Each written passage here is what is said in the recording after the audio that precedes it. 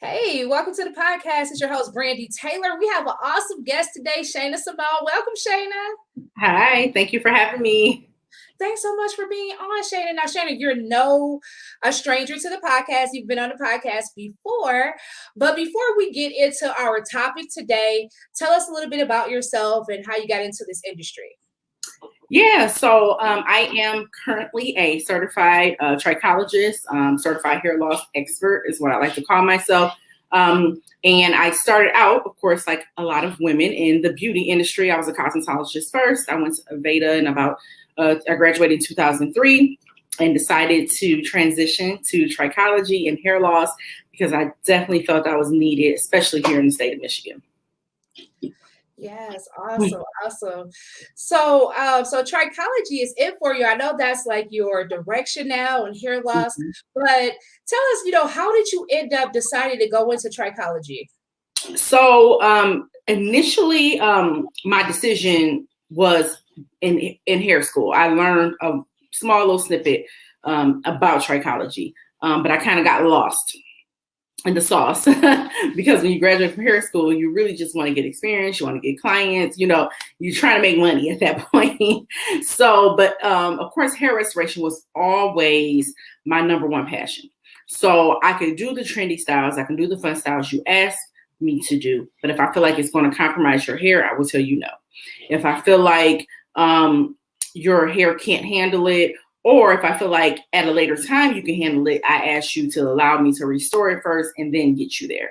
So I always was into healthy hair care. I was always researching the products I was using on my clients. I always wanted the best products for them to make sure they would have healthy hair. So my love for it.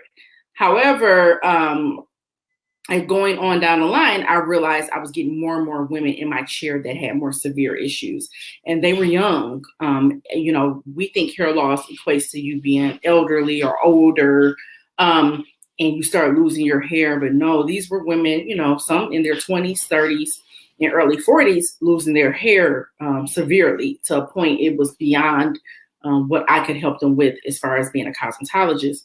And so I was having women ask, how can I help them? And I really didn't have the answers beyond what I knew as far as cosmetology school. So I started telling them, okay, I'm going to research and revisit this whole hair loss trichology thing. And so that was my initial goal, was to do that. It still took me a couple years to get there, though. The training was a lot, but being a busy hairstylist, trying to get through it all and learn all this information, it is self-paced. It took me a while to get there, but it really hit me, I think, during COVID.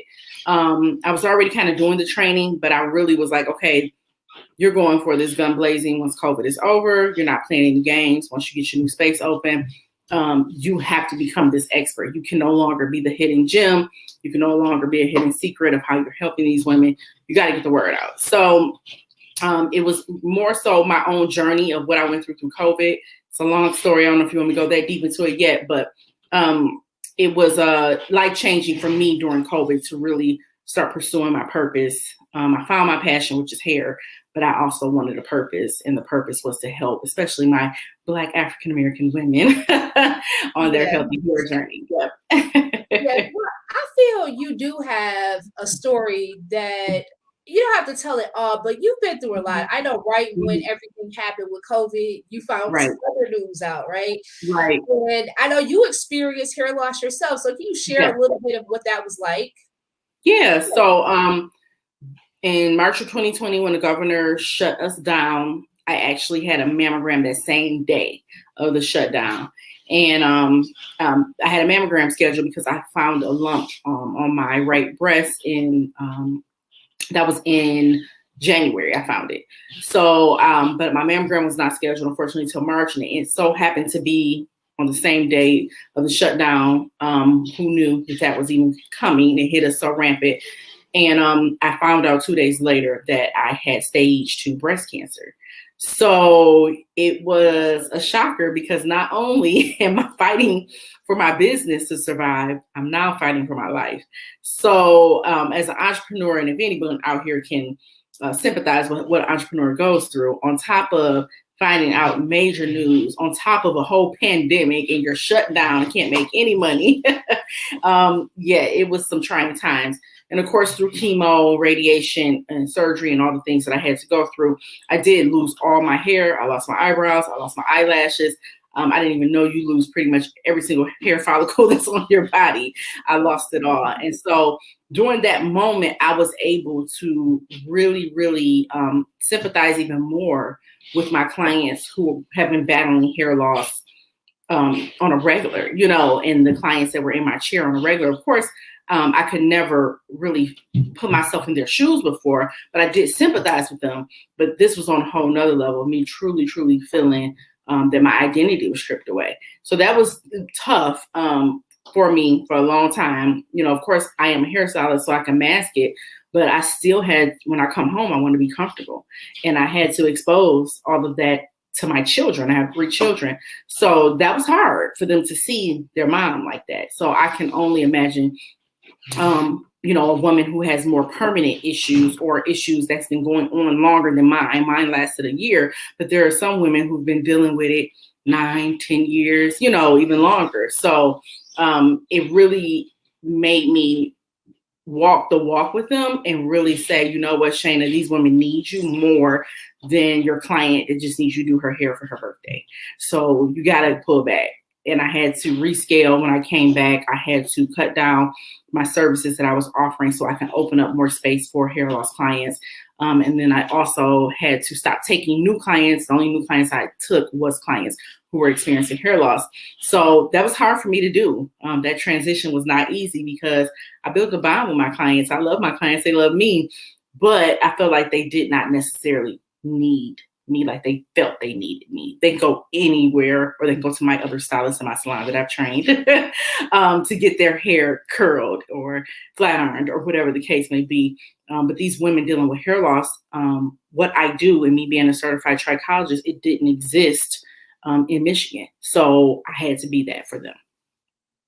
Yes. And it's interesting how you went through your experience and ultimately you were already doing the trichology thing and everything. But I think, correct me if I'm wrong, but I think that was like really a pusher for you, like to really okay, this is it. Like, this is it. This is what I should be focusing on. This is what I should be helping people with. Yeah, I was going through the training and studying. It took me 2 years to do that. And so with COVID, it really pushed me to go stronger and go ahead and finish it up because it is self-paced. And when you're busy and all of that, you would push it to the side. You would study, but you push it to the side. I was like, absolutely not. We have to hurry up and get this done. I have to go full force with this. I felt God calling me to do more. And that journey really pushed me to say, hey, Shayna, you got to stop playing. It's time to take it to the next level.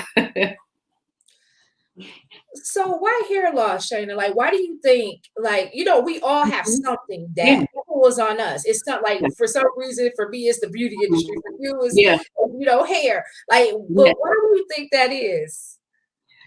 Why do I think hair loss is happening? Well, why do you think hair loss, why do you think that's part of your purpose, is helping women with hair loss? Oh, part of my purpose. You know what? Honestly, I've always been intrigued with Black hair. And and I know it sounds so weird, but when I got into cosmetology school, I was always told that Black hair could not grow past a certain length.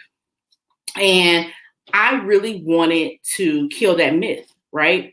I wanted to say, hey, our hair can grow, but we weren't educated properly. And then the products that are out there for us, they don't even research their products on our hair texture or our scalp.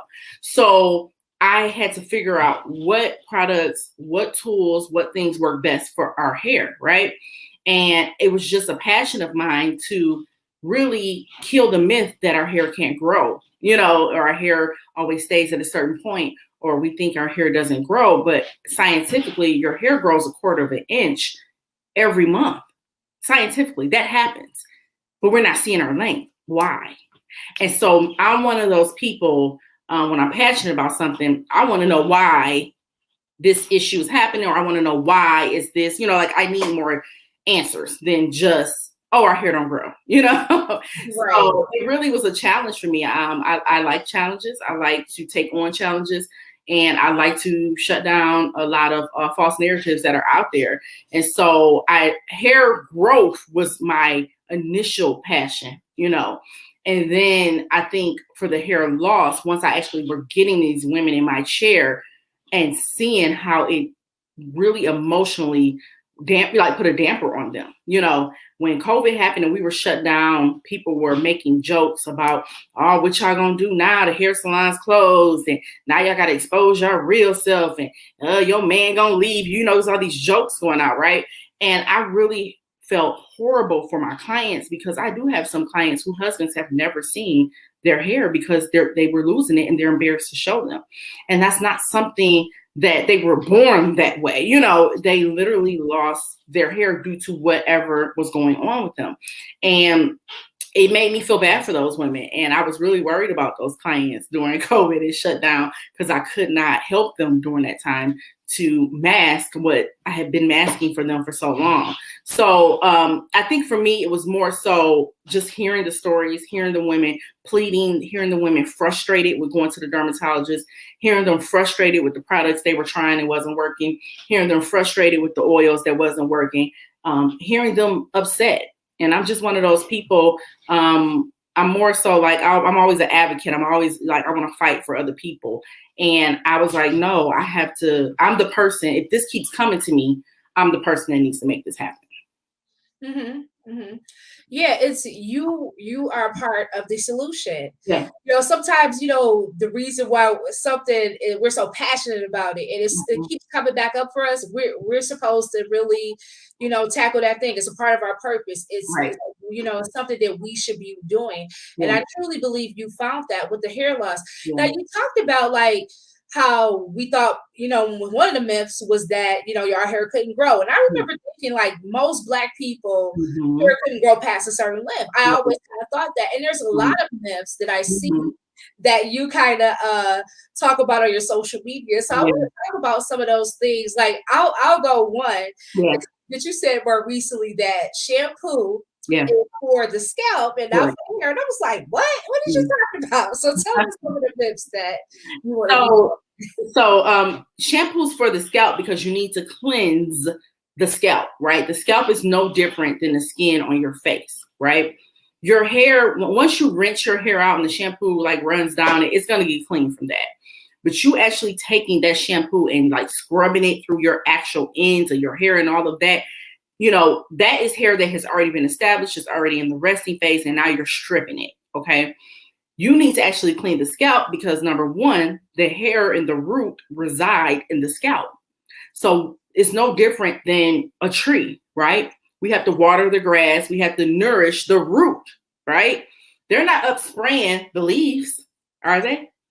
They're nourishing deep down in the root with the water, with the sprinkler system, whatever it may be. Same thing has to happen with your hair in order for it to grow. It needs a clean foundation. We have to get rid of that grit. We have to unclog those follicles. We have to clean out the whatever debris got inside of there. And so, and I think we don't think of it that way. We think of just the strands of our hair, but we never ever think about the scalp.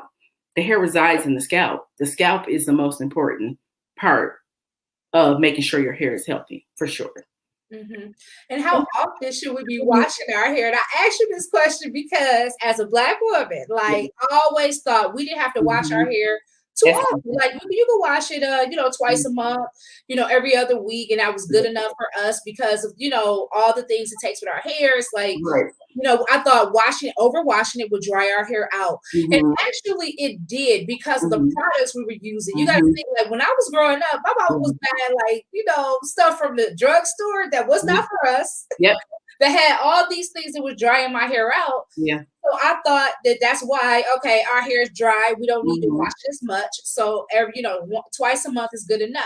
But how often, expert, should we wash our hair? So it's not a one and done for everyone. It really depends on the type of scalp you have, okay? But definitely you need to wash it once a week. Most definitely. Some people who put a lot of oils in their hair, a lot of product, especially my natural girls that cake stuff on their hair, they need to probably wash it about every 3 days. And the reason why we don't wash our hair as often is because it's a lot of work to get our hair back to whatever suitable style we want, right? When we wet our hair, it swells up, it frizzes, it curls. So water sometimes is not the best for our hairstyle. However, if we're looking at the hair health, we need to clean our scalp at least once a week. It's very important to let all those oils, let all that dirt and let all that grit, it just clogs the hair follicle, which can cause more hair loss down the line. So just think of, your face. Think about not washing your face for 3 months or 3 weeks or 2, what will happen to your face? It's no different. It's the same skin. Another reason why we, like you mentioned, we didn't wash our hair as often because, quote unquote, it would dry it out. Some of it is improper products. Some of it is improper way of shampooing. Are you shampooing, once again, the hair and not the scalp?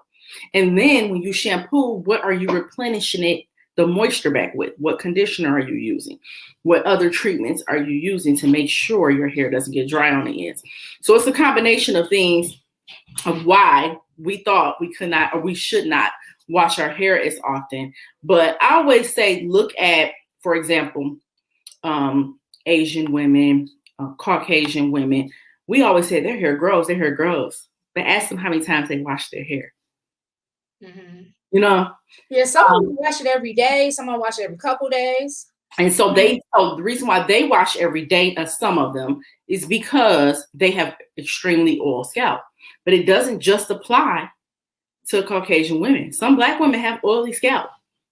They build natural oils, so you have to know your scalp, your condition. That's why I always like to do scalp analysis to really assess, to give you what you should be doing, right?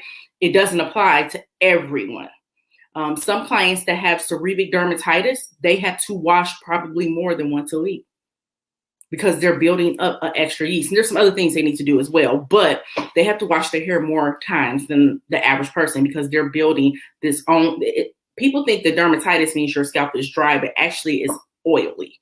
It's building a lot of excessive oil. So it's a combination of reasons of why we thought. That's why I like to kill some of the myths of why we thought we should wait or, and wash our hair every 2 weeks or don't wash it too much. Or you shouldn't be styling your hair every week. It's going to fall out. That no, we need a clean scalp. It's very important. So I say at least once a week. Yeah, it's interesting because just even watching like the type of stuff that you put out, it's like, what? Really? Because I think there's so many myths that it really, actually, I understand that we still are not properly educated about our hair. We still don't know. Right. and even the professionals, nothing against them because it's just a lack of knowledge. It's what they're taught. Yeah. And honestly, no one knows what to do with our hair sometimes because, once again, we don't research our hair. Our hair dermatologists, when they go to school, they don't learn Black hair and Black scalp. And then some cosmetology schools, they teach you textbook versions of Black hair, but who actually did the research? What are the backings behind this, right? How are we really, really coming up with why you feel I need this in my hair versus this, So, I always tell people our hair, what people say about our hair is that our hair is so strong and it can handle anything and we can do whatever we want to our hair. That's not actually true. Our individual strands, and I'm speaking of each individual strand, is very, very thin and fine. And what I mean by that is the thickness of that individual strand. We just have more strands on our head. So it gives us, and we have curly hair. So it gives us the volume, it gives us the texture, right? We can't be putting all these chemicals on those small strands because guess what? It will break, it will snap. Versus the Asian woman or a white woman, their individual strands are actually thicker. They just have less. So it makes their hair appear that it's thinner than ours, but the individual strand is not necessarily thinner. They just have less strands on their head, which makes it thinner. Does that make sense? So they can leave bleach on their hair for 2 hours. I've seen even longer sometimes. Okay.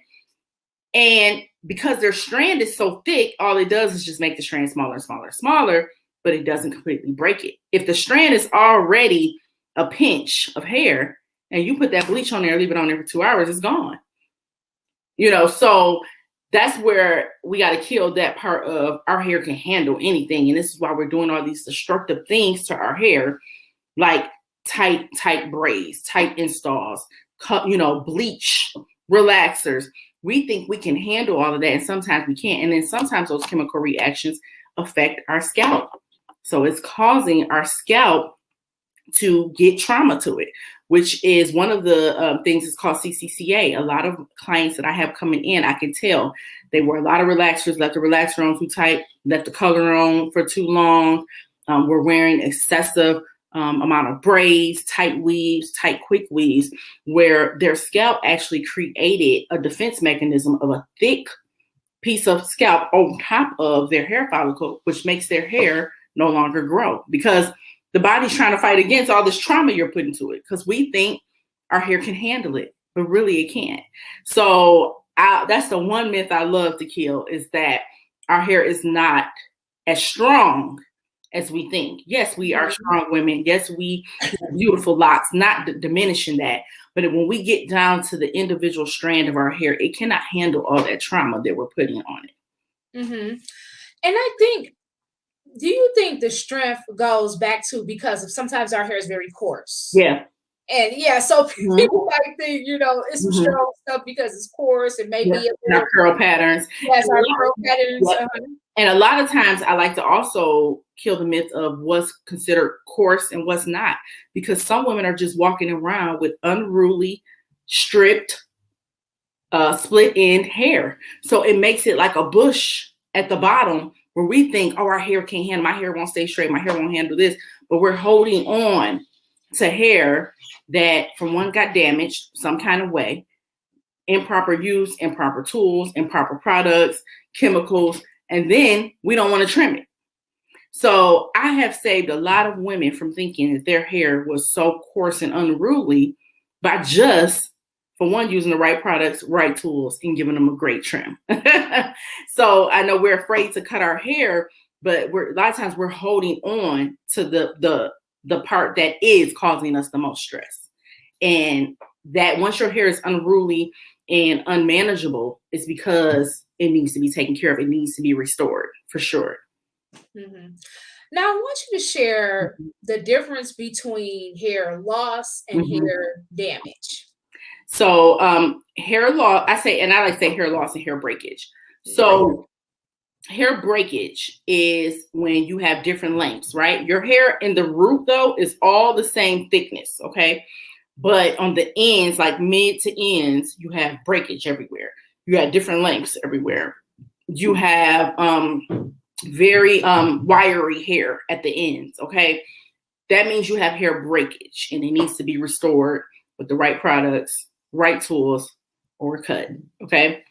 Hair loss is when you start to see scalp. You start to see areas of baldness. You have spots. When you put your hair in a ponytail, you see skin, right? Or overall, you knew your hair used to be a lot thicker, and now when you put it in a ponytail, that ponytail is not as full as it used to be. Or when you were wearing whatever style you used to wear, if you're wearing a flat iron, it used to be a lot fuller. It's no longer as full. You are experiencing hair loss. So that's when it's coming out from the strand here. Hair breakage is when it's breaking off midway somewhere, if that makes sense. Mm-hmm. Now, what are the causes of hair loss? Some of the causes. So some of the causes are lack of nutrients. Some of them are underlying health issues. Some of them is stress. A lot of it is stress. Let's get there. A lot of it is trauma, emotional stress. I've had clients who recently had a death in the family, and they come to me and they're like, my hair is coming out in globs. And I asked them, what happened 3 months ago? Oh, my father was rushed to the hospital. He had emergency surgery. I was so stressed. It was just a lot going on. Number trigger. So 3 months later, the hair growth cycle operates on a 3-month cycle. So whatever happened to you, 3 months later, you start seeing your hair fall out. Same thing with pregnancy. Most women that have babies, they start seeing hair loss after. It normally happens about 3 months after they had the baby. So it could have been trauma. It could have been lack of nutrients because the baby took all the nutrients probably once they came out. So it's always something. It's even been down to someone got in a car accident 3 months ago. Just the trauma from that. Emotional trauma can cause you to stress, and your hair will start to shed drastically where you're experiencing hair loss. So it's a combination of things. It could be overactive or underactive thyroid. It could be something as simple as you just need some vitamin D. You know, you have you're anemic. So it's a combination of issues. The most common that I see is called androgenetic hair loss. And a lot of people think that, oh, androgenetic, I hear the word genetic, is genetics, right? So that means that my mother and my father had hair loss, so that means I'm doomed. Genetically, it's going to happen. It runs in my family. And that's not necessarily the case. Androgenetic alopecia is also known as female pattern hair loss or male pattern hair loss. And it's normally in the crown area, starts to thin out. And that means that person has high levels of testosterone, where it's converting into what we call DHT. And we have to find a way to block that DHT. And we also have to address whatever deficiencies you may have going on internally. Okay. So it's attacking the top of your hair. When people hear the word genetic, they think, oh, doom. Well, not necessarily, because I feel it's just a generational curse. Okay, so let's think about it. My mom, the way my, did I freeze? Hold on, I'm sorry. I lost you. Okay, there you go. Sorry, my screen just clicked off.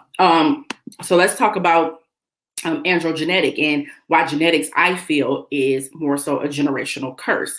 So what I mean by that is what my mom eats, that's what she fed me. How my mom cooks is how she taught me how to cook. And who taught her? My grandma. Who taught my grandma? Probably my great grandma, my grandfather, right? So we all kind of eat the same. We all kind of do the same things. Therefore, our reaction to things are going to be very similar, right? Mm-hmm. I also use the analogy of when I grew up, in the area I grew up in, I didn't see people walking and jogging and things like that. I didn't see that. Well, a lot of people do that because it relieves stress. It relieves tension. It keeps the body moving. It takes stress off the body by exercising, right? I didn't see that. So when I moved to the suburbs, I'm like, why are all these people out here walking? It didn't make sense to me. So that's also generational curse, because my upbringing, I never saw that, right? So which makes me not want to get out there and walk, you know, so I had to break that curse. I have to start going out there walking. I have to start cooking differently. I have to start eating differently. I have to start addressing my overall health. So I always say genetics is not necessarily meaning you're doomed. This is a curse that you can't break. Mm-hmm. Now, what are some ways that you help your clients? Because I know, you help them with their hair loss and all of those things. So tell us how that works. So how I help my clients first is we do a consultation. So I first want to help them identify what the problem is. I don't like to put a Band-Aid on the situation, because we have to figure out what's causing the situation, right? So I'm not a big fan of doing injections in the head and things like that, because that's really just putting a Band-Aid over the major problem. So I got to address internally what's going on with you. Externally, I take pictures of their hair follicle. I'm looking at their growth pattern. I'm looking at the areas of loss. I'm looking for clogged hair follicles. I'm looking to see if their follicles are still active. There's certain things that I'm looking for in my microscope of their scalp. Once I address that, now I need to look at their underlying health issue to basically be able to compare my notes to tell them what type of hair loss they're dealing with, because there are several different types. There's not just one thing called alopecia. There's several different forms of alopecia, right? So once I address their health issue, whether they have a thyroid issue, whether they're deficient in their B vitamins or zinc or potassium, I'm looking for all of that. I have a device that tells me the information up front, but if all my clients that sign up with me, I actually get actual blood work. And I have a software where I input their information in there, and it breaks everything down to me what their blood results are coming back as far as if they're toxic, if they have a lot of inflammation, if they have intestinal parasites. That's one, the parasites eat away at your hair. So whatever, if they need blood sugar regulation, The hair is fed from the blood. We got to get your blood regulated. So once I see what the major issue is, then I address that. So I offer supplements. I have them come into my clinic. I do techniques in clinic. They're all holistic, where I'm bringing blood flow to the area. I'm detoxing the scalp, and I'm reducing inflammation. I'm doing that over and over. Detoxing the scalp, reducing inflammation. And then that's the main thing that I do. And you'll be surprised, clients are getting results in weeks. I'm talking clients who've had hair loss for over 10 years. And now we have new hairs in areas that had not been there in over 10 years, all by feeding the blood and bringing the blood to where it needs to go to. Wow, awesome. Yeah. So what's your overall mission? My overall mission is to change the way we think about our hair. My overall mission is to really educate, especially Black women, on the fact that hair loss has nothing to do with your hair at all. It's all internal. So how can I help you internally? Yes, I'm gonna do some external things, but we got to address this internal issue, because me doing all this external stuff is not going to work if you don't do what you need to do internally, right? And so I really, really want to educate people on why hair loss is really happening, why hair loss happens, especially in the Black community, because it's different for us, what's causing it. And I feel like once we know, we do better. So if I could get everybody educated, because we've gone too long without knowing. So when we don't know, we just don't know. But now, if I can get them to know and make some change, that is my true mission, to really, really educate and give real answers, especially to the Black community. Now, Shayna, where do we start? Because we know that, we haven't been properly educated. Right. And probably, we haven't been eating right and exercising right. And Black people in general, but we deal with a lot of stress, a lot of stress. Like even, you talk about COVID, it hit, the Black community really, really hard in comparison to other communities. Right. So we deal with a lot of stress, and we deal with a lot of things that can affect our hair. Like, what are some things that we can do now? Like, is there anything that we can start to do now to make some changes? As far as making the awareness? Well, just, tackling the whole issues with our hair loss and being more aware of all of these things, for sure. Yes. I really say be an advocate for yourself in the doctor office. That is one of my main things, mainly because we don't know how to be advocates. We think the doctor in front of us has went to school, has all the education, and he's supposed to just give us the answer, right? So we have to start taking more control of our individual health. Okay. So when we're going to the doctor and he's doing our lab work and he's going over everything, we need to ask more questions. Well, doctor, instead of me getting on medication, is there some other alternatives? Or, doctor, you said I'm pre-diabetic. I don't want to get on medication. What are some other alternatives? What other resources are out there for me? Just being more of an advocate for ourselves, I think, is number one. Realizing that we can ask questions. It's not a situation where we're just being told what to do. So it's not one of those situations where we're just being told what to do. We can also say, hey, what are some other alternatives? Hey, I saw my numbers are not coming up. My numbers have been the same. You told me if I eat healthier, these things will happen. Well, I've been eating healthy and they're not happening. What's some other options? So I feel like just being an advocate for ourselves is a really good start, for sure, and being more aware. So mainly, I just recommend us being an advocate for ourselves in the doctor office, making sure we're asking the doctor, hey, doctor, you mentioned I'm pre-diabetic. These things are happening to me, right? Believe it or not, being pre-diabetic affects your hair. So I feel like if I say, doctor, I'm eating healthier, but things still aren't changing, what else can I do, right? Doctors, of course, they are looking for more severe issues. They fix disease, right?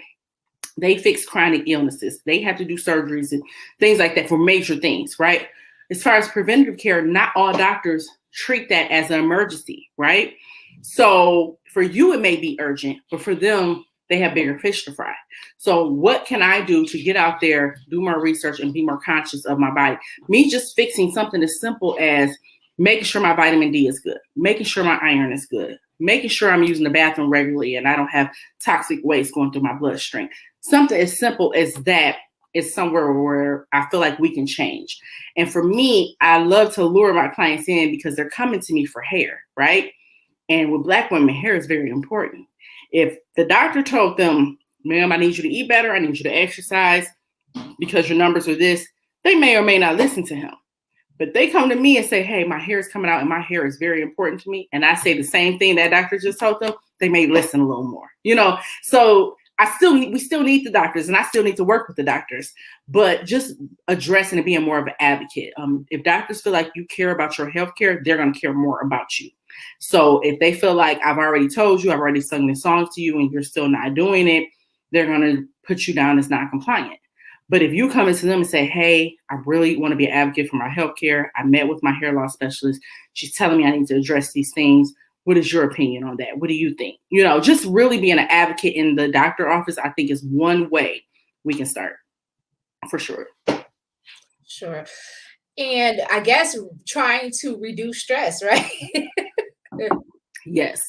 Learning how to reduce stress. I feel like we don't really know how to cope with our stress because we've been so used to, especially Black women, we've been so used to being everything for everyone that we've psyched ourselves into thinking that, oh, well, this is how things are. I can handle it. But your body can't handle it. Your body is going through physical stress, right? And when your body goes through physical stress, everything tends to lock up. You're not using the bathroom properly like you need to. Your nutrients aren't absorbing the way they need to absorb because you are stressed. Your body is just basically tightened up on you, okay? Mentally, you psych your mind to think that you can handle it. But what can we do to cope with the stress? What self-care techniques can we have? What things can we do for ourselves where we feel good? Exercise techniques, meditate, like that. Learning how to cope with every stress. Realize we don't have to be Superwoman. A lot of women that I'm running into with hair loss issues are dealing with major emotional trauma and major stress. But no one has ever really taught us how to deal with that. And the world looks at us as so strong, we don't get sympathy like others do, right?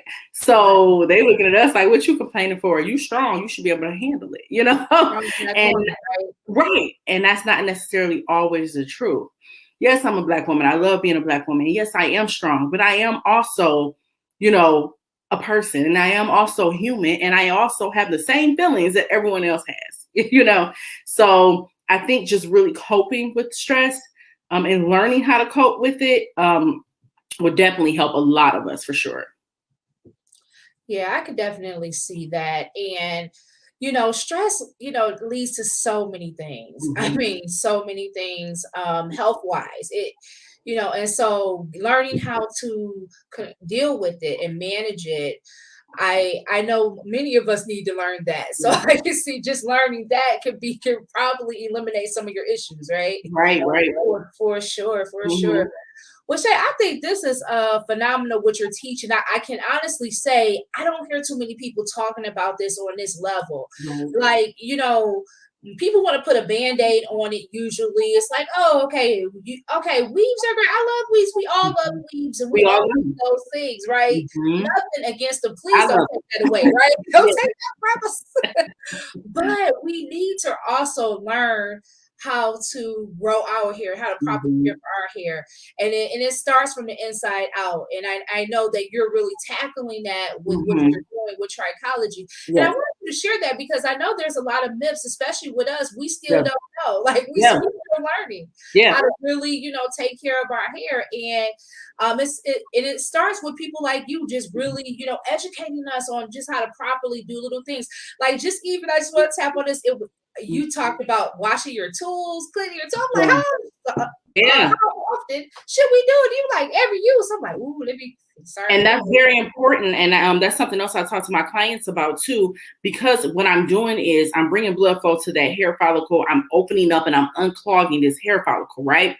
I need that area to be as clean as possible. So you have to use clean tools, even clean scarves, even clean bonnets. So you should have a new bonnet every single night that you go to sleep, and you need to wash your bonnets like you wash your clothes. So we need clean things, especially when I'm working with my clients with hair loss, because I'm opening it up and I cannot let any dirt, grit, anything get up in there to cause any type of infections or anything like that. I need it to be as clean as possible.